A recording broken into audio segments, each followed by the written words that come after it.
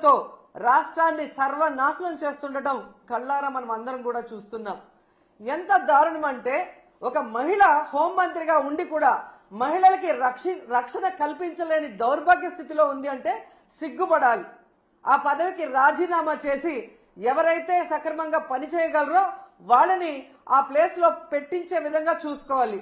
కానీ జగన్ గారిని, భారతి మేడంని, మిగతా వైఎస్ఆర్సీపీ నాయకుల్ని తిట్టడానికే హోంమంత్రి పదవి ఇచ్చినట్టు ఆవిడ మాట్లాడుతున్న మాటలు చూస్తుంటే చాలా సిగ్గుచేటు. ఎందుకంటే మా నియోజకవర్గంలో కూడా ఒక చిన్న పాపని రేప్ చేసి చంపేసి పూర్తి చేస్తే దాన్ని మాయ చేయాలని ఎస్పీని అందరినీ ఇక్కడికి పంపించడం జరిగింది.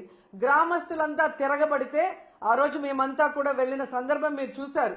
అప్పుడు విధిలేక అక్కడికి వచ్చి డబ్బులు ఇచ్చేసి చేతులు దులుపుకొని వెళ్ళిందే తప్ప ఇక మీదట ఇలాంటివి జరగకుండా కఠినతరంగా మరి శిక్షలు అమలు చేస్తాం, తప్పు చేసిన వాడు ఎంతటి వాడైనా వదిలిపెట్టము అన్నట్టుగా ఆవిడ ముందుకు వెళ్లాల్సింది పోయి అప్పటి నుంచి ఇంకా ఎక్కువ అవుతూ పోతున్నాయి.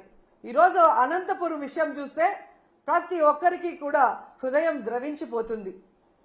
ఒక ఇంటర్ చదువుతున్న తన్మయ్య అనే గిరిజన అమ్మాయి 6 రోజుల ముందర కనిపించకుండా పోయిందని వాళ్ళ తల్లిదండ్రులు కంప్లైంట్ ఇస్తే కంప్లైంట్ ఇవ్వడానికి పోలీస్ స్టేషన్కి వచ్చిన వాళ్ళని ఎంత అవమానంగా వాళ్ళు బిహేవ్ చేశారు. ఆ కేసును ఎందుకు పట్టించుకోకుండా అలా పడేయటం వల్లే 6 రోజుల తర్వాత ఆ అమ్మాయి శవమై దొరికింది.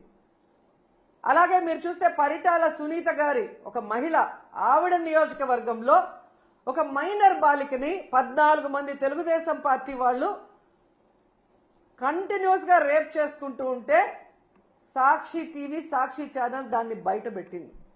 వాళ్ళని అరెస్ట్ చేయకుండా ఈరోజు ఆ కుటుంబం మొత్తం ఆ ఊరు వదిలేసి వెళ్లే పరిస్థితి ఏర్పడింది. ఆడపిల్ల ప్రాణాలు తీయటం, మానాలు తీయటం వీళ్ళకి సహజం అయిపోయింది. దానికి హోంమంత్రి గారు అండగా నిలబడటం అనేది సిగ్గుచేటు. ఇవన్నీ జరుగుతుంటే ఎక్కడ తమ తప్పులు బయటపడతాయో అని ఈరోజు వాళ్ళు చేస్తున్న డైవర్షన్ పాలిటిక్స్ మనం ఒకసారి గమనించాలి.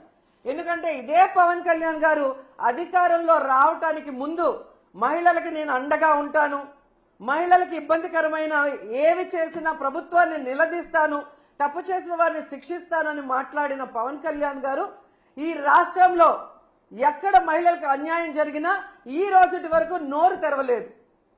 తప్పు చేసిన వారిని శిక్షించమని ప్రభుత్వం మీద ఒత్తిడి తీసుకురాలేదు. అది అనంతపురం అయినా, పిఠాపురం అయినా, తిరుపతి అయినా, అమరావతి అయినా ఎక్కడ ఏ మహిళకు అన్యాయం జరిగినా ఆయన పట్టించుకోకపోవటం రాష్ట్రంలో ఉన్న మహిళలందరూ కూడా గమనించాలని